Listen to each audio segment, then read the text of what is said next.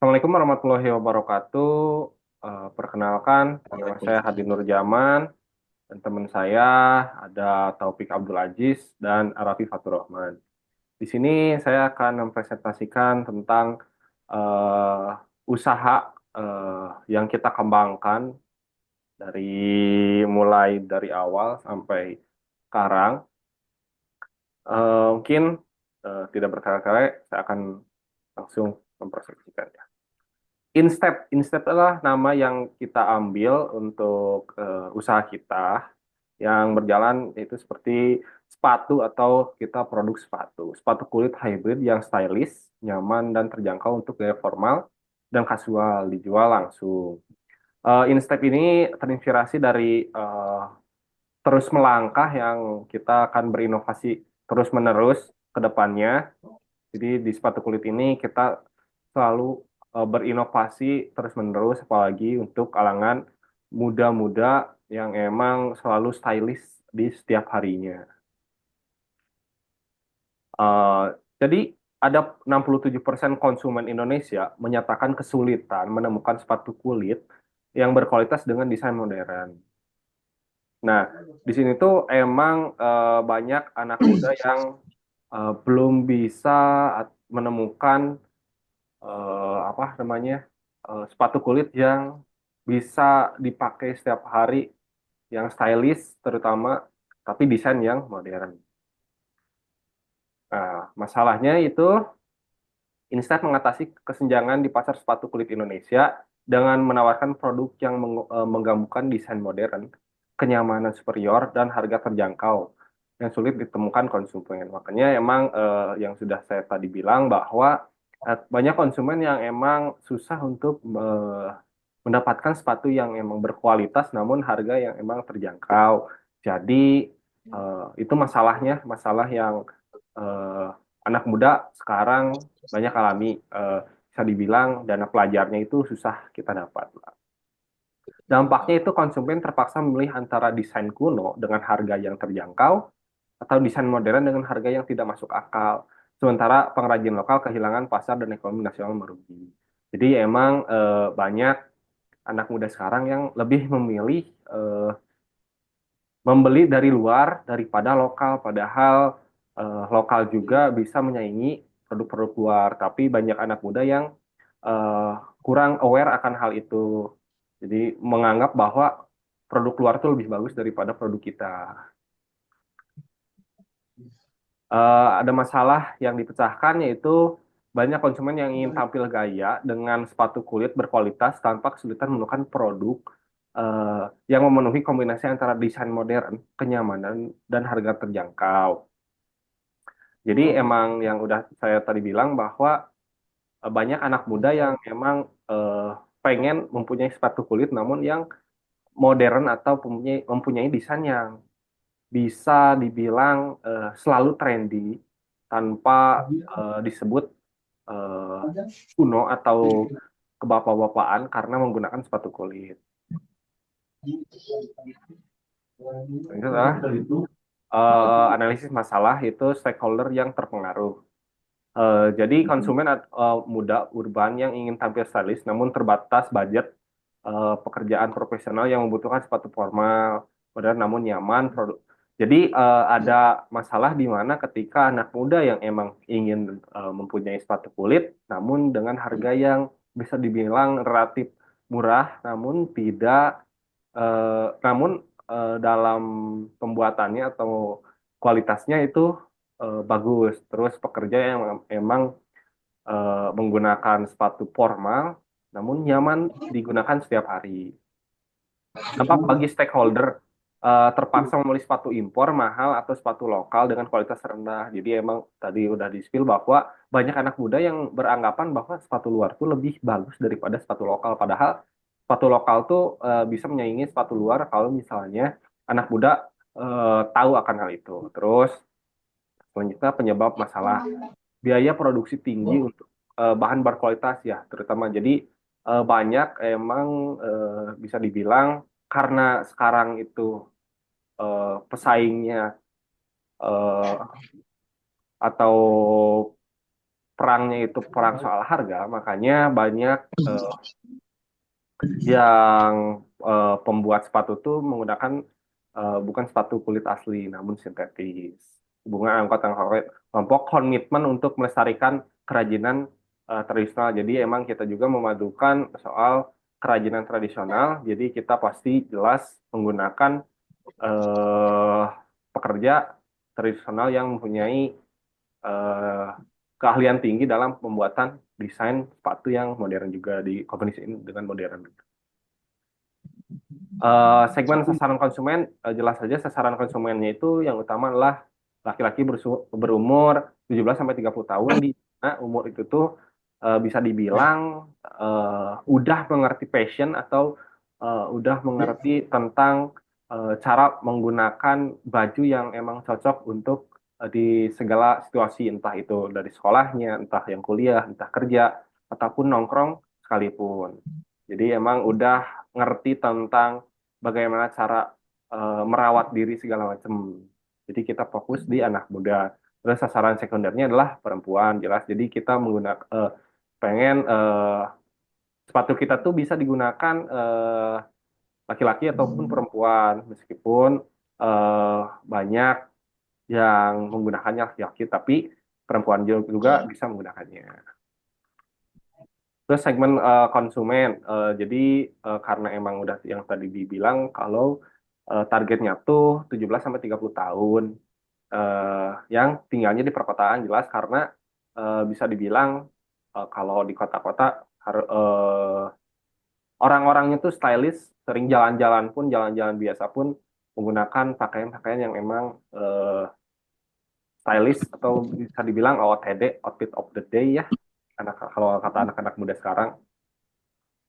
Bisa dibilang kayak Raka Setiawan ini yang usianya 25 tahun yang kerjaan tuh di graphic design jelas orang-orang yang emang kerja di desain segala macam yang ngerti soal warna segala macam tata letak segala macam pasti jelas outfitnya juga diperhatikan. Mungkin segitu saja dari saya. Selanjutnya akan disampaikan oleh Harapi. Baik, di sini ada jobs to be done. Ada 3. Yang pertama ada fungsional, menemukan sepatu yang cocok untuk daily wear and hangout. Mendapatkan sepatu kulit dengan desain trendy tanpa terlihat terlalu formal dan memiliki sepatu yang nyaman dipakai untuk aktivitas harian seperti ngantor, nongkrong, dan meeting. Jadi kita itu mengutamakan fungsi ya. Jadi bisa dipakai untuk sehari-hari seperti nongkrong, meeting, dan ngantor gitu. Itu bisa dipakai, utamakan fungsi. Dan yang kedua adalah emosional, merasa percaya diri saat tampil di kantor atau nongkrong dengan sepatu stylish, bangga menggunakan produk lokal yang kualitasnya tidak kalah dengan brand luar, dan merasa nyaman saat beraktivitas seharian tanpa khawatir lecet atau pegal. Ketiga ada sosial, mendapatkan pujian dari teman-teman di sekitar tongkrongan karena memakai sepatu dengan desain yang stylish, membangun image sebagai supporter produk lokal pride, dan menjadi role model di circle pertemanan karena memakai brand lokal yang eh, apa yang bagus lah ya, yang bagus gitu. Next ada alternativitas. Di zaman sekarang alternatif saat ini orang banyak mencari rekomendasi sepatu lewat media lokal seperti Instagram, TikTok dan lainnya. Namun ada kekurangannya dari uh, alternatif saat ini, yaitu rekomendasi dari TikTok atau Instagram seringkali berupa paid promote yang tidak objektif, dan produk lokal di marketplace seringkali hanya fokus pada desain klasik dan tidak mengikuti tren anak muda. Next. Sini ada validasi masalah, GOOTB. Di sini ada daftar konsumen potensial atau wawancara pengguna, nama dan lokasi. Terus ada masalah validasi, total consumer potensial atau pengguna yang diwawancarai, yaitu wawancara luring dan wawancara daring. Beberapa persen yang setuju bahwa masalah saat ini cukup penting bagi mereka untuk mencari solusi, dan ada beberapa persen yang tidak puas dengan alternatif saat ini. Next, solusi kami larutan. Di sini ada larutan sepatu kulit hybrid, sepatu kulit yang bisa digunakan dalam berbagai situasi formal dan casual dengan material yang tetap nyaman dan breathable. Terus ada teknologi inti dan atau metodologi list solusi Commit Core Technologies. Next. Terus ada desain solusi. Di sini ada 3. Yang pertama ada solusi kami seperti kulit hybrid, sepatu kulit yang bisa digunakan dalam berbagai situasi formal dan casual dengan material yang tetap nyaman dan breathable. Yang kedua ada fitur utama dari kami yaitu daftar produk dan manajemen katalog, menampilkan koleksi sepatu dengan detail spesifikasi, harga, opsi pengiriman cepat, integrasi dengan ekspedisi lokal seperti JNT, Si Cepat, dan Antaraja. Ketiga ada keunikan, yaitu desain hybrid yang fleksibel, bisa digunakan dalam berbagai situasi baik formal maupun casual, sehingga pelanggan hanya perlu satu pasang sepatu untuk berbagai keperluan. Next.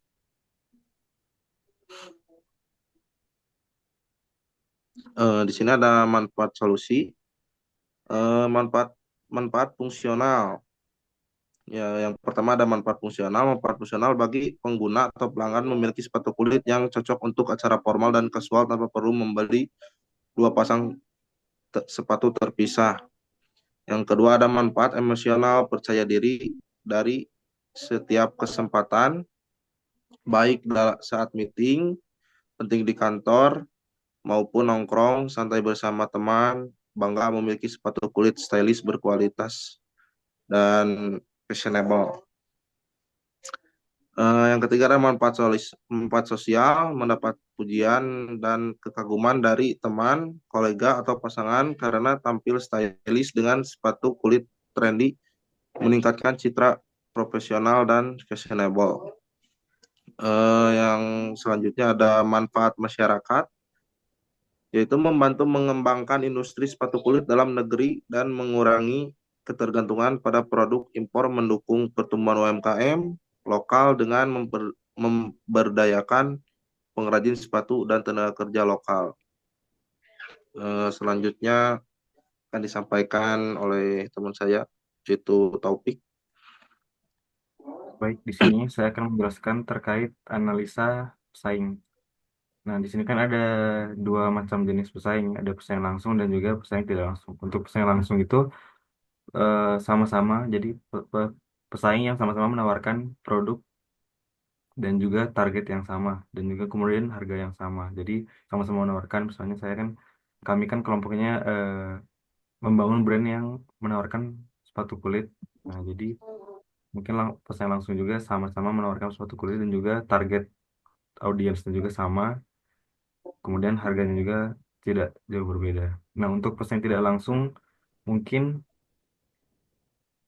secara tidak langsung bukan brand yang menawarkan produk sepatu kulit, tetapi memberikan efek secara tidak langsung kepada brand kami, yaitu misalnya ada Kompas, Petrobras, dan Ventela, yang seperti yang kita tahu, 3 brand ini sama-sama memproduksi sepatu, tetapi sepatunya casual ataupun menggunakan bahannya kanvas. Nah, untuk pesaing langsung secara global sama saja, sama seperti yang pesaing langsung di Indonesia, tapi bedanya mungkin pada harganya yang mungkin lumayan jauh lebih tinggi dibandingkan pesaing-pesaing yang ada di Indonesia gitu. Nah, sama juga untuk pesaing tidak langsung secara global seperti Nike, Adidas, sama-sama menawarkan ya produk yang sama seperti Kompas dan juga Ventela, itu bahan-bahan kanvas, tetapi mungkin harganya yang lebih tinggi dibandingkan produk-produk lokal seperti mereka. Boleh lanjut? Nah, di sini setelah kami analisis makronya, jadi kan analisis makro itu kan analisis secara keseluruhan, jadi secara dari berbagai POV, misalnya eh, dari segi faktor pertumbuhan ekonomi pada daerah tersebut, terus kemudian kebijakan politik terhadap daerah tersebut, semuanya dianalisis gitu. Nah, yang pertama di sini kan ada tren yang menguntungkan, misalnya dari segi teknologi. Kan karena teknologi yang semakin berkembang, otomatis kan kita tidak harus membangun sebuah, yang penting ada produk fisiknya terlebih dahulu, tidak harus membangun offline store-nya. Jadi kita juga bisa mencakup pasarnya lebih luas seluruh Indonesia gitu. Kan misalnya kalau cuman offline store, tidak ada online store misalnya, kita bangun offline store di Bandung, otomatis kan kita cuma bisa mencakup pasar di Bandung, tidak di provinsi-provinsi ataupun pulau yang lain yang ada di Indonesia. Makanya di sini teknologi sangat-sangat terbantu untuk kita gunakan gitu. Terus di sini dari segi sosial, karena kan kalau misalnya kan pasar atau target kita itu kan dari kota-kota besar ataupun metropolitan gitu, yang otomatis secara tidak langsung marketnya juga atau audiensnya juga peduli tentang fashion karena lingkungannya yang mengharuskan mereka seperti itu. Beda dengan misalnya eh, daerah-daerah yang jauh dari perkotaan besar. Mungkin walaupun maksudnya fashion mereka juga ngerti, tapi karena apa ya, lingkungan mereka yang mungkin berbeda dengan kota-kota besar yang secara tidak langsung mungkin kurang inilah berbeda lah dengan yang orang-orang yang apa sih pemahaman mereka tentang fashion dengan kota-kota yang ada di metropolitan gitu. Nah, untuk mungkin yang tren yang tidak menguntungkan paling ada di semakin banyak konsumen yang beralih ke material non kulit. Nah, itu kan karena faktor dari brand-brand yang kurang menawarkan produk sepatu kulit yang bisa dipakai dimanapun gitu. Nah, rata-rata kan pasti kan sepatu kulit pasti dipakai untuk acara formal lah, tidak bisa dipakai daily setiap hari. Nah, di sini kan makanya kita juga menawarkan produk yang memberi solusi dari eh, setiap permasalahan yang ada pada orang-orang yang alasannya kenapa memilih sepatunya yang non kulit gitu. Nah, jadi kita di sini kan membangun sepatu yang kulit tetapi bisa bisa dipakai dalam kegiatan apapun, misalnya hangout, nongkrong ataupun acara-acara formal seperti pernikahan teman ataupun interview pekerjaan pokoknya seperti itu. Dan juga untuk otomatis kan kalau misalnya dari sepatu kulit, kenapa rata-rata sepatu kulit itu lebih pricey, lebih mahal dibandingkan sepatu biasa, sepatu casual ataupun sepatu yang banding kanvas karena memang dari segi bahannya juga jauh berbeda. Karena kan kulit kan otomatis ketahanannya bisa sampai beberapa tahun, bisa sampai 4 sampai 5 tahun ataupun bisa sampai beberapa tahun kemudian juga karena eh, kecuali apabila kita merawatnya gitu, merawat sepatu kulit tersebut. Nah, makanya juga harga sepatunya juga lebih pricey karena bahannya yang dan ongkos tenaga kerja dari pembuatan itu juga lumayan mahal dibandingkan sepatu-sepatu biasa karena tingkat apa ya, kesulitannya lebih lebih sulit dibandingkan sepatu sepatu-sepatu casual yang biasa dipakai untuk sekolah ataupun kuliah seperti itu. Boleh lanjutin?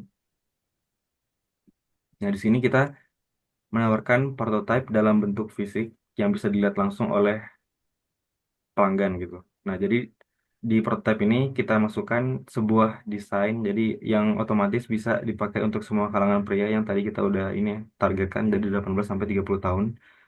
Jadi dari segi desain mungkin lebih elegan, bisa dipakai sehari-hari, mau casual ataupun formal bisa.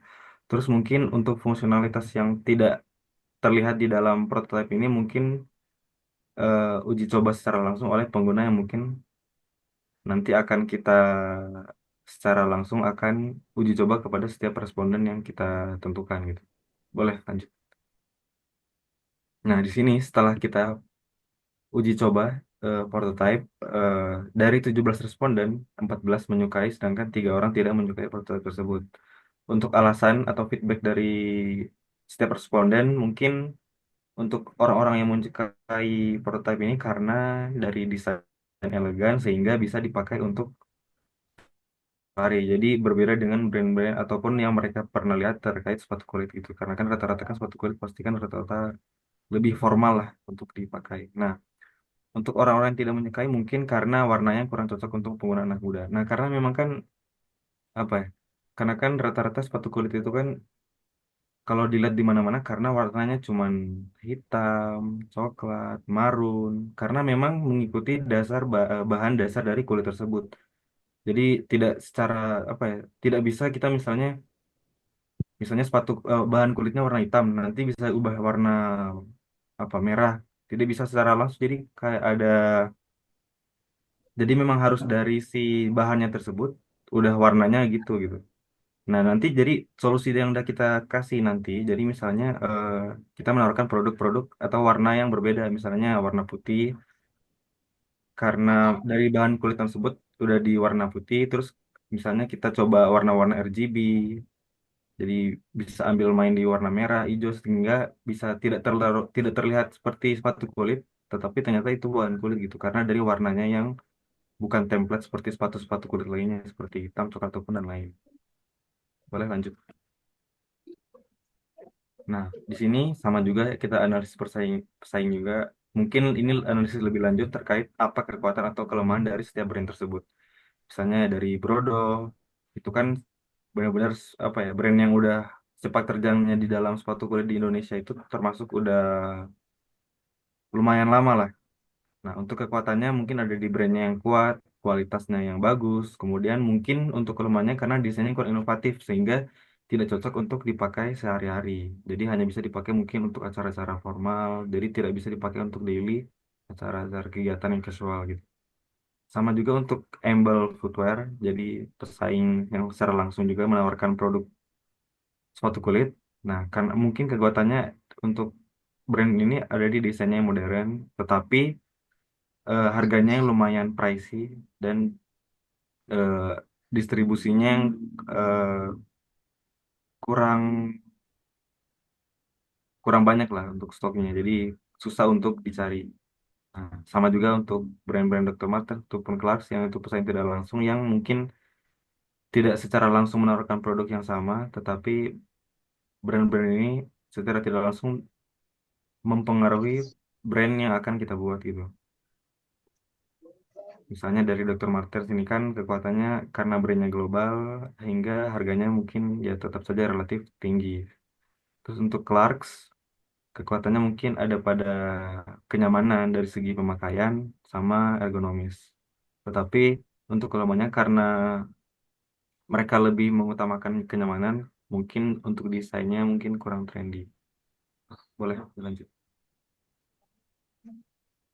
Nah, di sini untuk ukuran pasar, untuk analisis pasar di sini kan fungsi karena kenapa kita menganalisis saham sama ini kan karena memang agar kita juga dapat secara keseluruhan gitu menggambarkan analisis pasar yang akan nanti kita jalankan, misalnya dari potensi pasarnya, terus kemudian sasaran yang akan kita targetkan gitu.